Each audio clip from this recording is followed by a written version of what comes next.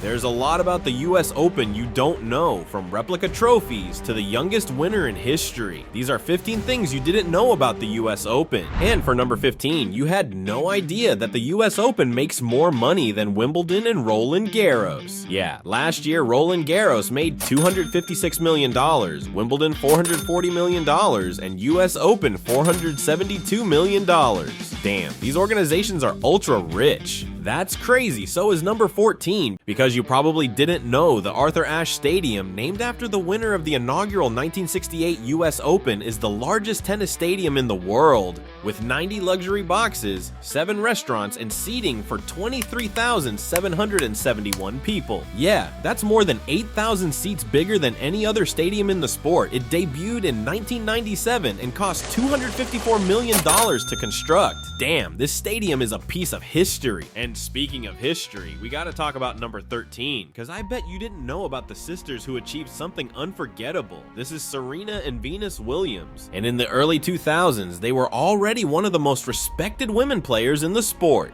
But behind the scenes, they had a secret rivalry. Yeah, the sisters had already won different Grand Slams finals in the past, but in 2001, they confronted for the first time in 117 years in a US Open final. The match ended in a win for Venus and Serena, accepting his loss. I didn't take my chances.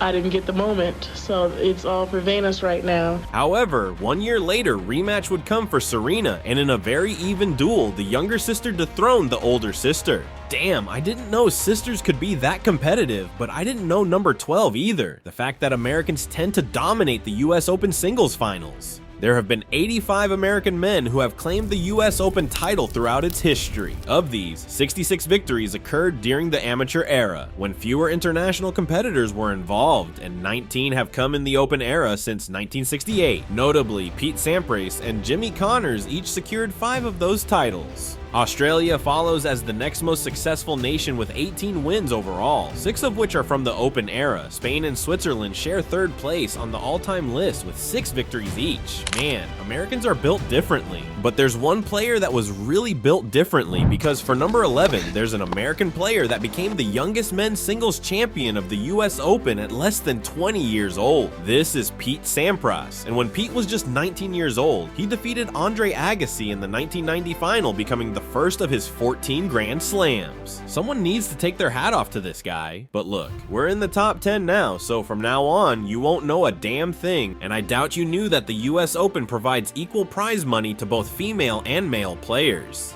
Yeah, see, back in the 70s, the original first 9 women signed a $1 contract to create a women's professional tour previous to the WTA. That was almost $20,000 less than what male players made. So thanks to Billie Jean King's effort and the arrival of 1973, US Open became the first tournament to award equal prize money, with both men and women pocketing $25,000. These dudes are cashing generous checks, but they aren't the only ones receiving prizes, because for number 9, I bet you didn't know that in the US Open, if a tennis ball ends up in the stands, the lucky person has the explicit permission of the tournament to take it home. That is, they will take home an unforgettable memory. So hitting balls outside the court is all for a good cause. It would also be for a good cause if you subscribed. Otherwise, I might go homeless for this. Please subscribe. Anyways, number 8 is all for the flex, because I bet you had no idea that the US Open trophy is crafted by a famous jewelry brand. See, back in 1987, the US Tennis Association wanted to have a trophy with a classic design and recognizable around the world. So they had Tiffany & Co. silversmiths craft the US Open singles and doubles trophies. Distinct honor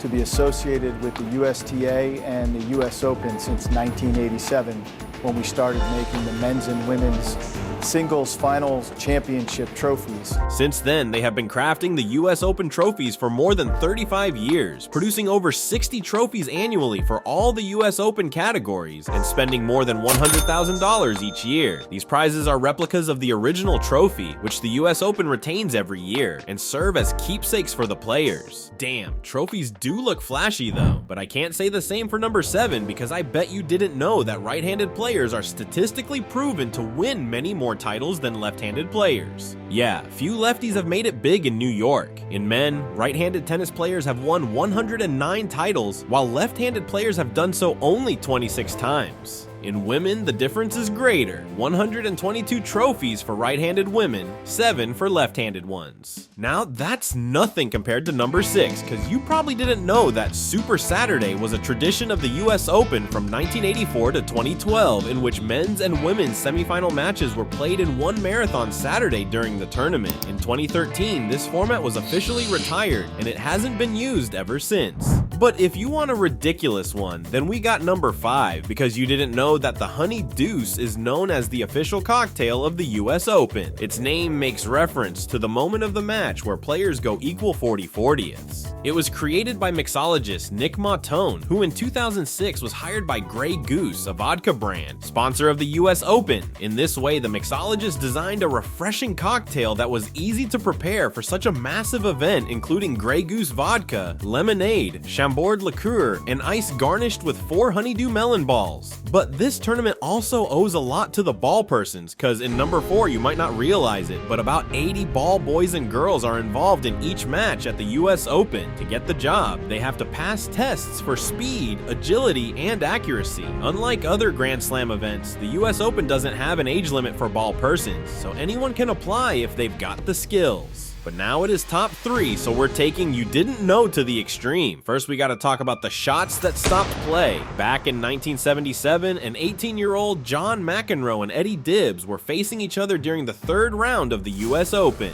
Shortly after the match began, play was interrupted due to a disturbance in the stands. A spectator had been shot in the thigh, and police later speculated that the bullet came from a nearby apartment building.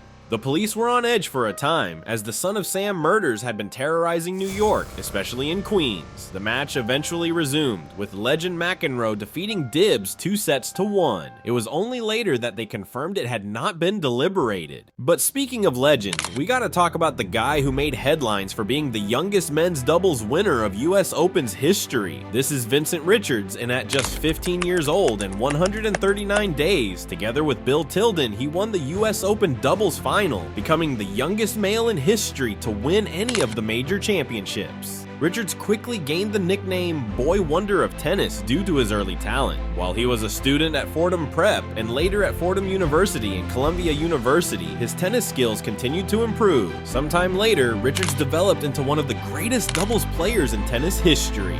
There are a lot of things to know about the US Open, but what if I told you none of this would have ever happened if it weren't for number 1? Because there's no way you knew that the US Open has never been canceled. During World War I, all tennis tournaments were halted except for the US Open, which continued under the name the Patriotic Tournament starting in 1917. 2 decades later, during World War II, the tennis calendar faced its longest disruption, yet the US Open persisted. Even during the COVID-19 pandemic, it remained the only tournament to continue. While other major tournaments saw their schedules disrupted by war and the pandemic, the US Open has been held continuously for 140 years, making it the only Grand Slam that has never been suspended and allowing it to skyrocket its revenue. But believe it or not, tennis players are blowing even more money than that. I mean, Tsitsipas spent over $2 million on a car, and Novak Djokovic spent $10 million on a mansion. If you want to hear more, you need to click on this video here.